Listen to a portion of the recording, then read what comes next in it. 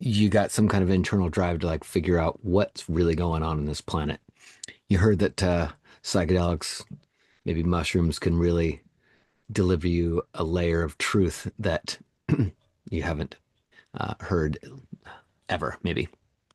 So, just got off the phone with a guy who had that story, took a handful of mushrooms, didn't have anybody there with him because, it's like I'm pretty strong, I can handle it. And rather than a sane meander from Earth to heaven, there was a rocket strapped to his backside. And he got there, he got to see so much of what's going on, and so much of what's going on right here is not what he thought. He realized that he's not his body. In fact, this thing's meaningless, that he'd been living completely under illusion, a lie, and that he was just a big sham, right? That maybe he'd been manipulating others just to get his way, get where he needed to get to in life. And not only was he a sham and living a lie, but he had done some things that he didn't feel great about.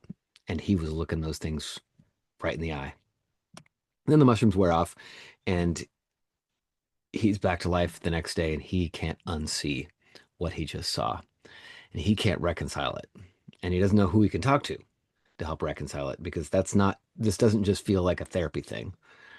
This is what's called an ontological crisis, like a crisis of meaning. There is no walls left to stabilize.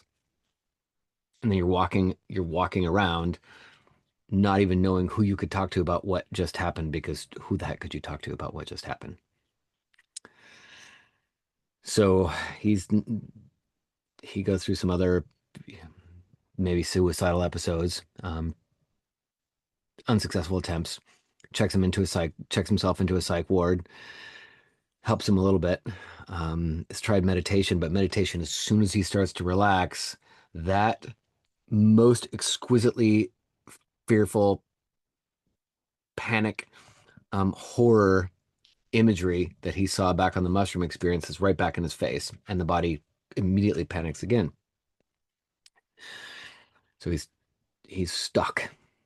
He's stuck. He can't go back to Humanville, but he can't make it all the way to whatever's next. He's just at a loss.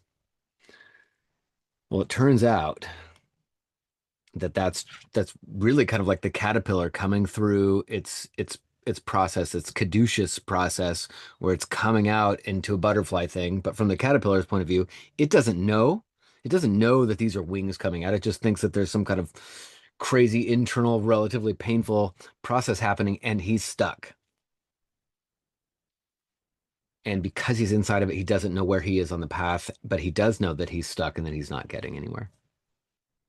And that he can't go back to the caterpillar doctors because he doesn't need to be restored back to what he once was, because now he knows that to some degree that's a lie. But he's here to do something. And now the biggest pain in his life is that he's here to do something. He can't get to that. There's a purpose for him, but he can't do that. It turns out maybe part of the purpose for him is to complete his process if he can figure out how to find the path forward to complete his process, and then to help the others who are waiting for him to figure that part out. Because there are so many others 1 and 5 and 10 years behind him on the exact same trail. He can talk about the voice that says, I got a purpose for you. He can talk about the other voice that says, well, you know what you need to do now? Kill yourself. Kill yourself. You know what you need to do now. He's inside barely holding on and just holding on, not sure if this is a lie or if this is a lie.